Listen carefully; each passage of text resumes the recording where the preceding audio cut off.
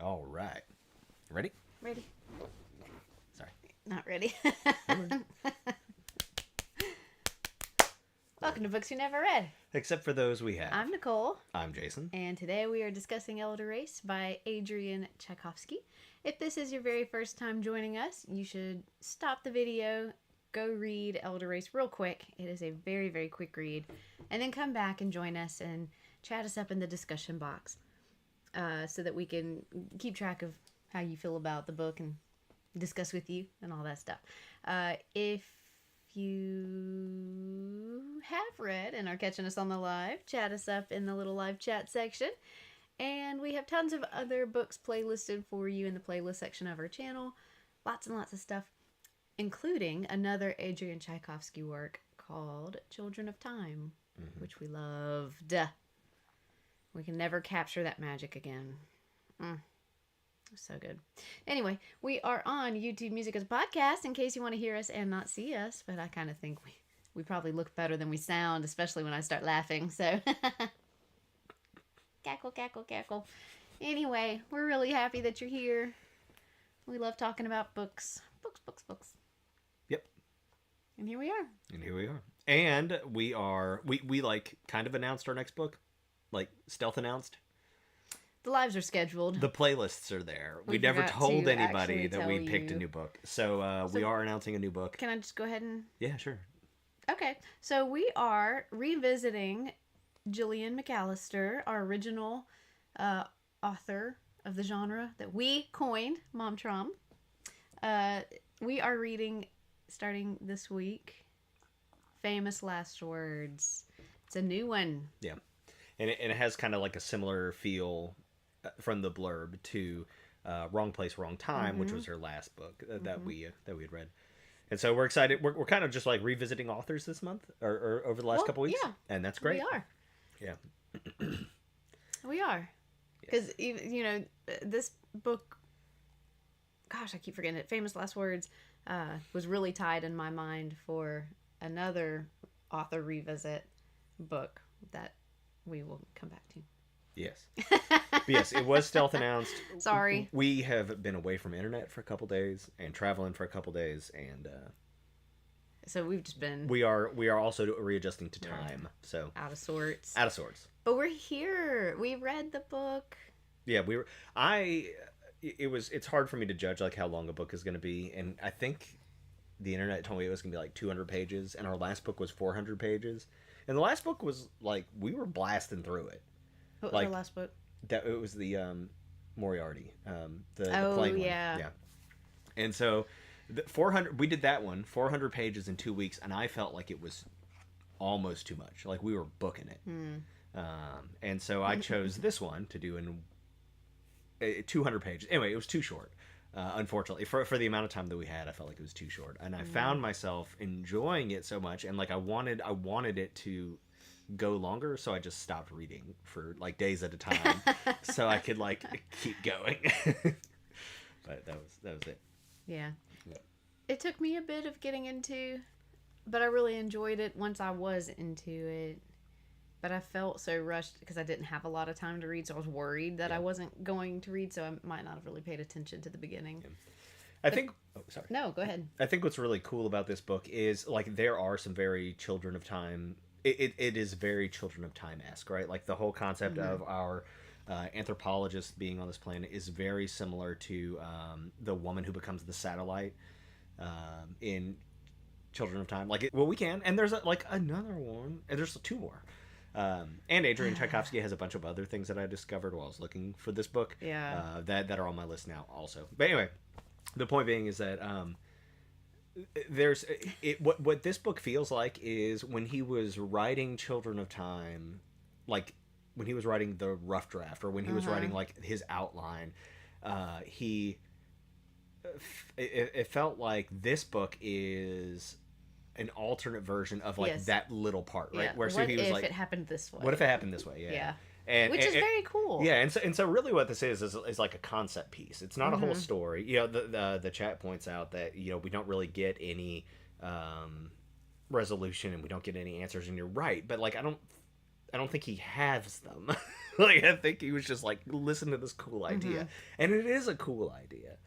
You know, some very Star Trek-y kind of like, I'm not supposed to... The prime directive. Yeah. Very much so. And that really hurt my heart. His reflections on, you know, you're supposed to watch and even watch them destroy themselves, you know, and you have the answers to their problems, but you have to watch them suffer and not intervene. That made me very sad for him.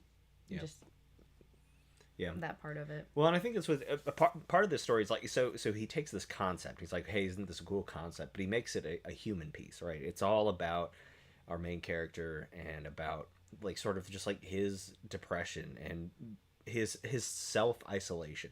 And the whole concept of this monster of depression is the thing that is hunting him and everything. Let's see. People are saying they got problems with the sound. I can turn it up. It may not be loud enough. If that was the problem, now it is louder. I hope we don't blast y'all out. Oops. I'll try not to laugh. Anyway. Sorry. I've done this. I've done something wrong now. Okay, cool. Sorry about that, guys. Our internet has been slow today, I've noticed. But anyway, it's like a fun little... I feel like so many people have these ideas, and then they're like, I could never write a whole series on this. But, like, what if you didn't? What if you wrote 200 pages? And just, like, called it a day? I love a short story. Yeah, sure. Yeah. It was fun to see, what is his name? Neroth or whatever. Yeah. His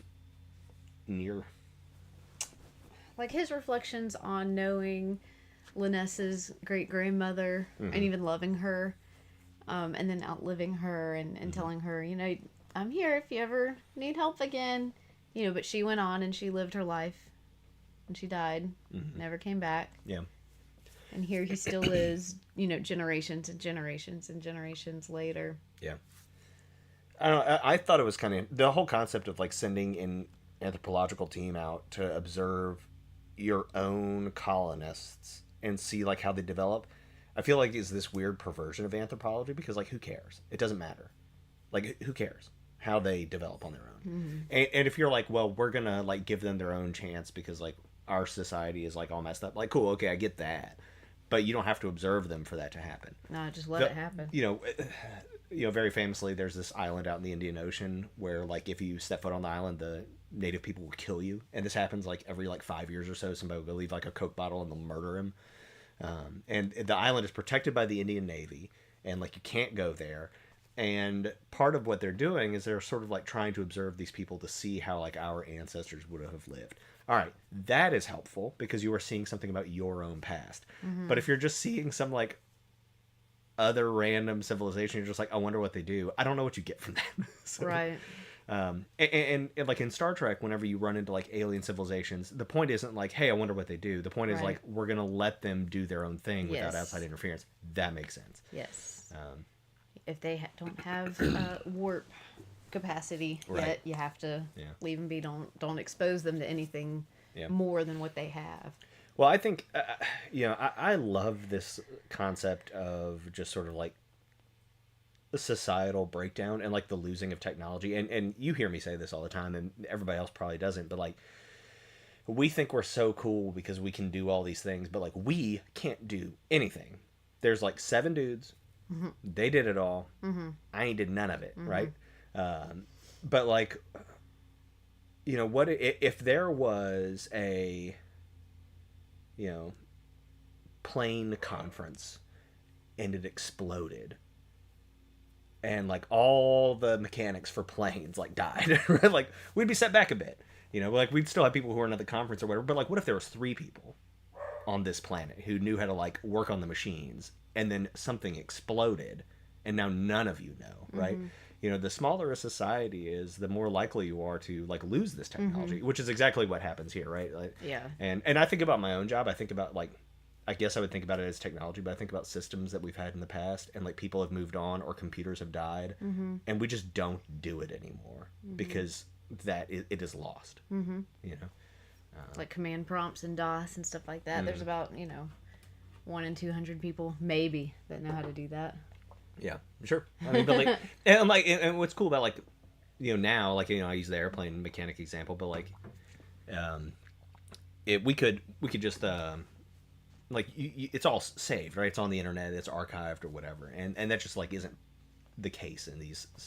I don't know how to use an abacus. Fair enough. At all. Yeah. I don't understand. Yeah. I can use a calculator. Yeah. So Peggy's saying that she struggles with this idea that they lost it all, and like I don't disagree. Like that they lost it all, like that's a lot. Mm-hmm. And like a lot of it just kind of becomes myth, and we do have a similar sort of concept to this again in Children of Time with the descendants on the ship who become like the weird mole people or whatever, right? Like that are worshiping like the computer man admiral, right? Like we have. Tchaikovsky seems to like this idea because it is recurring here. Well, and I think it's very true. I mean, like, kids today can do tons of stuff on their phones, but they can't type on a keyboard properly. Yeah. Like, they can't, without looking. Well, and some of this might be that like, if you lose the idea, maybe you lose the technology first before you lose the ideas, One of the things I did like, I pointed out to Nicole, was that at some point we hear Near refer to, what's her name? It's very common. Linus. Yeah, Linus. He refers to her territories as the landing site colonies, and they call their kingdom Lanacite. Anyway, I thought that, and that comes up so several clever. times where they have these like weird perverted words. That are older versions of something, and like the vermids, right? Yeah, You like have the that language again. changed. Yeah. And the fact that he is trying to explain to them that he is a scientist, but the only understanding of that word they have is Wizard and magic. That's so funny to me, and that's so true. Like, that really does happen across language barriers, Yeah, sure.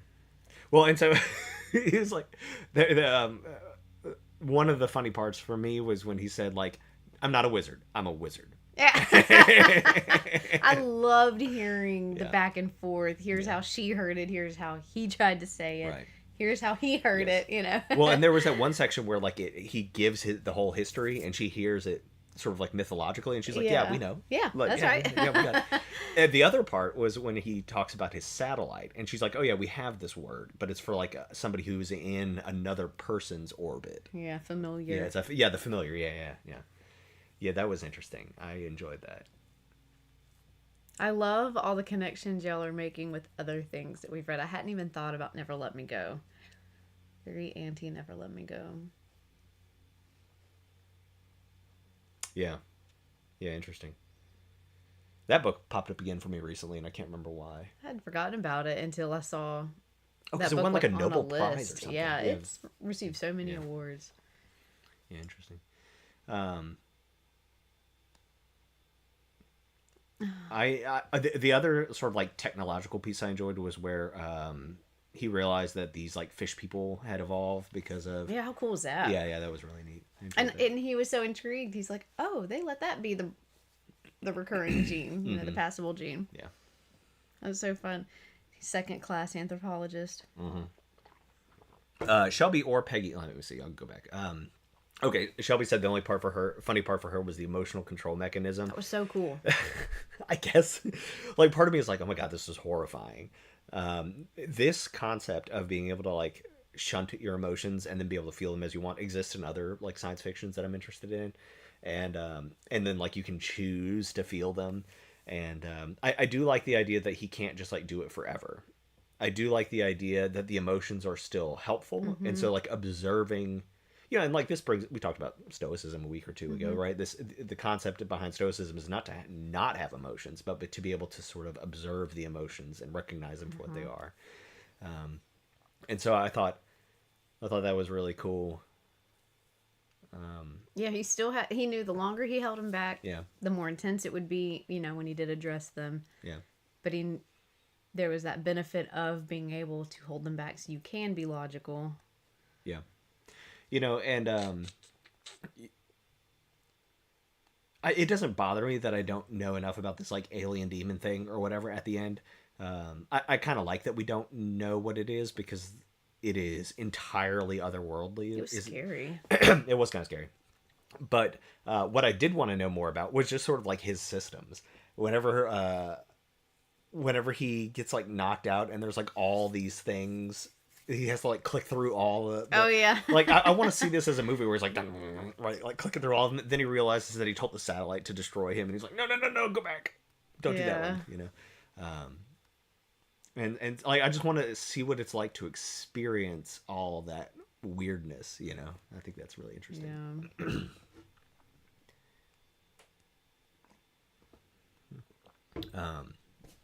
But then the whole idea of like using him to rip out his geolocator and then obliterate the archway or whatever, I think that was smart. There was no other way to do it. And really him coming to terms with the fact that he must actually be the last. Yeah. That he has not had any communication and now there's no way to have it. Yeah. And going out to live and die with the people. Yeah. That was pretty cool. That was a good ending. It was a good ending. The other kind of thought I have, and I have no real evidence for this, but this being from this other dimension or universe or, you know, the upside down, whatever it is, I think it's kind of like, what if it thought it was doing like anthropology? What if it thought it was observing, right? It keeps making these like weird perversions of the creatures and the animals that it finds, but it may not understand the concept of creatures, animals, plants. You know what I mean? Like those things may not exist where it comes from. And so I think that what it was doing with this like virus or whatever was learning. Like it was observing, it was learning, and it didn't understand that it was like doing damage in observing and learning. Much in the same way that like Nier is believing that he's observing, but he's doing damage or, you know, whatever. So.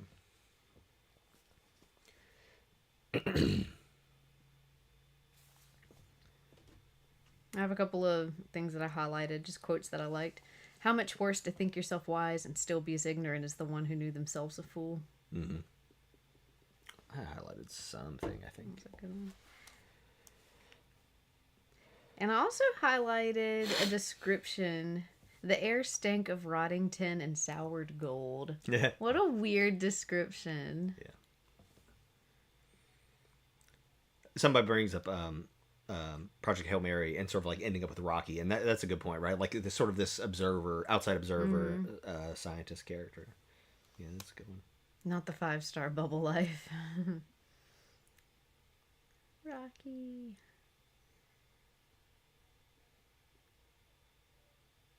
What a great book.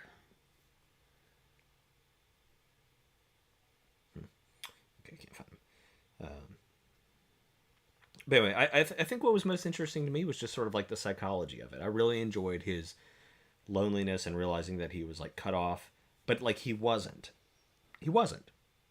There's tons of people here, you know, and it may not. And he's like, well, it's not the civilization I knew, but like, this isn't new information, man. Like you left Earth like 500 years ago, right? It's all done, you know. Anytime you sign up to like go Lightspeed somewhere, like you are choosing to leave behind everything you know. But just sort of his, and it's these artificial rules, right? What he has to do to be his little second class anthropologist or whatever, you know. I like. See, is this when he calls them back? Yeah, all where regrows his lost fingers and all that. And he makes all the like guard stay outside and camp in the hard places because he could be petty like that. Yeah, I know that. He's very funny. Yeah, all he was a cool character. I kind of like enjoyed his little redemption arc. I didn't even notice him until they started saying like, you were not a good person and now you are a good, you know, you're doing good things. And I was like, who is this? I was like, whoops, I missed that. I liked whenever he cursed the inn, right? Whenever he like basically nuked those people and was like, okay, now you're not gonna have kids. Y'all don't go in there for a week. Whenever they tried to cut off his horns while he was sleeping. Oh yeah, gosh, I forgot about that. That was a fun little part. And then he's like, oh, I shouldn't have gone so hard. Who is it that says the technology sufficiently advanced is indistinguishable from magic? From magic. Well, that's Is that Carl Sagan? I think it is. Yeah.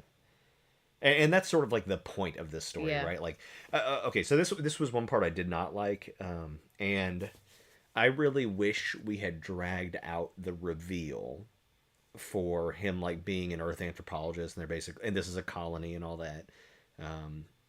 You get it on like page 5, and that's fine. Like, we knew we were going there, but I would have liked to play with that a little more. I think Arthur C. Clarke. Arthur C. Clarke. Fair enough. Yes. Childhood's End. Somebody mentioned it earlier. Yeah. As the ultimate like interventionist. Mm-hmm. Yeah. I think of Childhood's End every time David Bowie's Starman comes on. Okay. Every time. This book immediately made me think of Tress of the Emerald Sea. Oh yeah. Yes. And so I kept forgetting that we were reading Tchaikovsky and not Sanderson. And I don't know. So it just kept getting mixed up in my mind, and I was hearing the wrong voice. I don't know. Interesting. Yeah, because Tress has the whole spaceship. And so that's a good example, right? Mm-hmm. That one, the reveal for like... yeah. You're like, oh, cool! This one was immediately... Yeah. I had started highlighting... Hold on, like on page 1. What was the word? And I was like, I wonder if this is going to be important. And then I was like, oh, it immediately was important. Gosh, what was the word? Sorry, I have a new little app, and I'm trying to figure out how to find my highlights. Well, I can't. Yeah. So it doesn't matter. Yeah. Contents.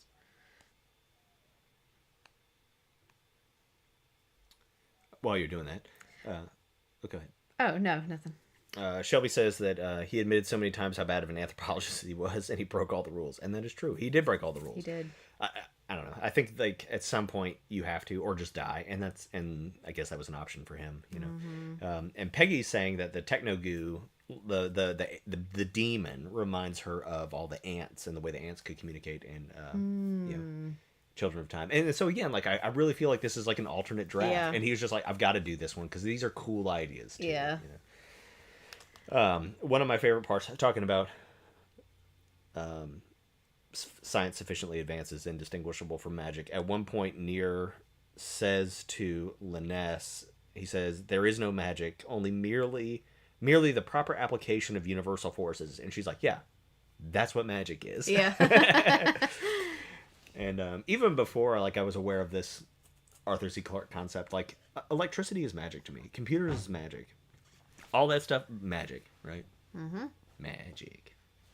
You put gas in your little four-wheeled thing, and it goes. That's less magic. I understand explosions. I get that part.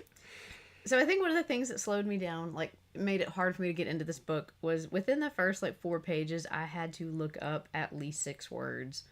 I didn't know what any of these things were. Oh, Vizier, we had to talk about that, didn't we? I was like, well, I knew what hubristic was, but I had to make sure. Because I was like, I don't know. I've never heard it used that way. Well, they Circuits, kind of... Yeah. Cerkitts. I was like, what is that? And Vizier and Major Domo and...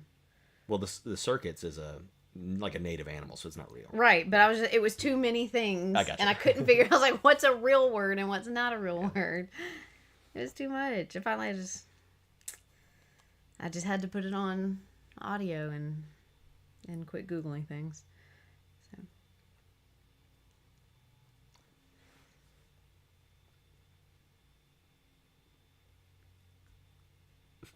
So. Anyway. Uncle Vernon from Harry Potter, when he tried to convince everyone there was no magic. Yeah.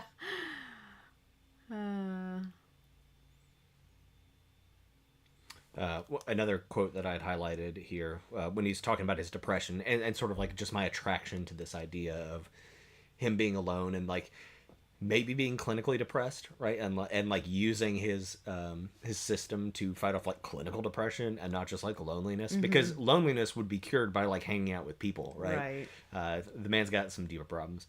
But anyway, so he says, I've never cared about religion aside from as a subject of study in others, but in my blackest pits of despair, I always find God, and call out for help, because only an omnipotent outside force could possibly move the stone that is pressing me down. And God walks away, single footsteps off into the collective unconscious. He doesn't care. Why should he? I wouldn't. Dying. Mm-hmm. Lots of pep talks, you're right. Yeah. And I like that in the interpretations of him explaining to Linus his depression, it became a literal monster. Right. Well, and because there's him. something about her culture that doesn't like allow, or like you are strong if you can show emotion publicly, and so like there's this weird twist on it that we never really get like fully elaborated. But yeah, so that all kind of like ties in together. I just, that's naming your emotions and all that. Sure. Like it became a very literal thing in the translation between them. Yeah. So I thought that was really cool. I kind of liked his derpy little mining robot. He just wanted a job. Yeah, he just wanted a job. All this old technology that's falling apart. Yeah. Well, and I kind of like the story of like Ulamoth or whatever, where he like found all these machines and learned how to like learned the old words and was able to communicate with them and built this army. I'm kind of glad that like we didn't see that story, because like this is not, even though there is a adventure, it is not an adventure story, right? The battle is not, the battle is within and not without, right? But I like that we kind of like get these little retellings about him and Linus's and grandmother. I love it when he asked for Linus, like, hey, tell me the story of the battle with, or whatever, and he was like, it was not like that at all, but I like your version better. Yeah, that was funny. Yeah, lots of self pep talks. I loved all of his internal thought processes and the way he reasoned through things, and he just seemed like a reasonable guy. Just doing his little best. Just doing his mediumist. We never found out what happened to that other kingdom's queen. Yeah. Yeah, what was it, girl? The girl's like a second daughter or a third daughter. She met her. She seemed cool. The one who like set up the speech for Linus and for Near. Yeah. Lynn's mom was terrible, like all the way through. There was no like, redemption. No for redemption her. for her. Doesn't matter. Yeah.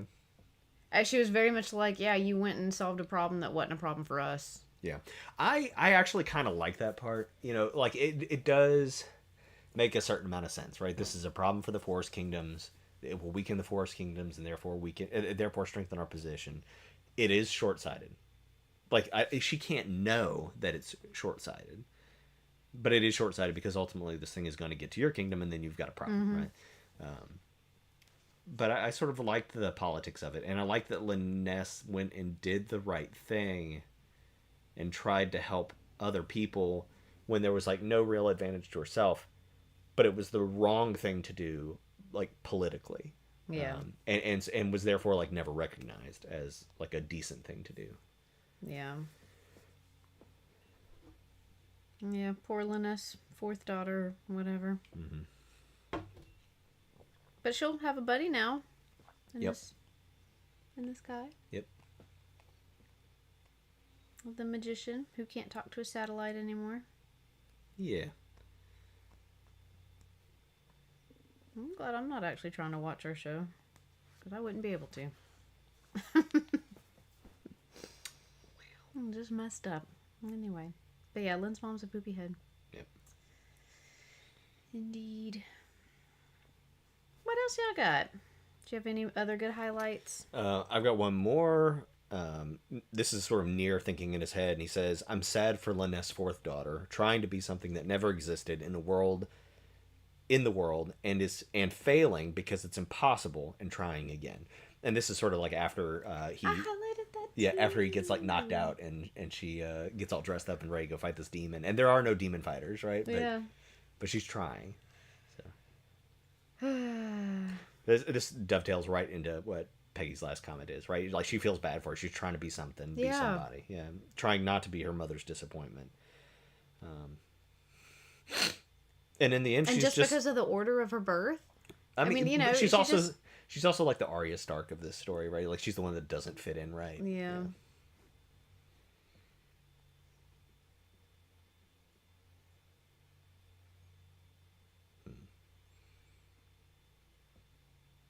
And I think he sees himself in her in that statement, trying to be something that never existed in the world. Yeah. Well, so there's something where he says, you know, they sent us here to observe but not to care. I mean, talk about something that's like never really existed in the world. You know, every time you have these stories of people who are supposed to like go out there and like watch, they end up, you know, like going native or becoming, you know, part of these people or whatever, you know. We can't exist on our own. I mean, like, we will be drawn to whatever that other community is rather than be alone. It's just too much.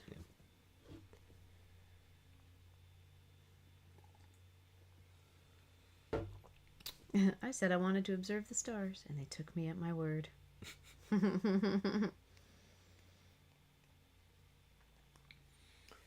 Well, I don't know that I have all that much more to say about it. It was a great short story. If somebody's saying like, "Hey, I like children's time," or if they like sci-fi and they're like, "I have a plane ride," or something, right? Here's a perfect story for you to be like in and out. It has some interesting concepts. It does not have answers. And normally I'm an answer person, but I was okay with that in this case. It's just a snapshot. This is just a little moment in time, and it's almost like a pilot episode, personal reflection, and you know, human emotions and that kind of thing. Yeah, I think that's one of my favorite things about the book, the two Tchaikovsky books that we've read so far, is he really kind of plays with this idea of human in the inhuman, and he plays around with sort of emotions and thought processes in ways that we don't necessarily experience, and that's like with the spiders or with the ants or with the woman that becomes the satellite with Near, you know, and his books so far have been very much about experience and intelligence and the way those things interact with the world around them, and they just happen to be in these cool stories, you know. Yeah, I'm glad we read it. It was for sure. It was fun. Yeah, there's two more that are short stories by him that are one-offs that I've put on my list, and so they'll come up soon. Cool. Maybe not soon, but someday they'll come up. So the other one-offs on my list are some Brandon Sanderson one-offs. Yes. And so one of those was up against Famous Last Words. So we'll be reading another Brandon Sanderson soon. Yeah. It's kind of fun to go back and revisit some of these authors that we've really enjoyed. Yeah. So. Yeah. Well, we've, you know, on the whole, we have read some really good books. Oh, yeah, for sure. In the book club. Yeah. And so. For sure. All right. Well, you want to do a syllabus for the next book? While we're here? Okay, cool. All right. Well, we are going to hang up. We are going to put out our syllabus for the next book, which, surprise, we have just announced. Sorry. We will do better. We are back into normal We're time. back. Yeah. We're here. And we will go ahead and put that out. Go ahead and grab it. It is Famous Last Words by Jillian McAllister. And we will have our first meeting for that next Sunday at this time. We'll see you then. Happy reading. Happy reading.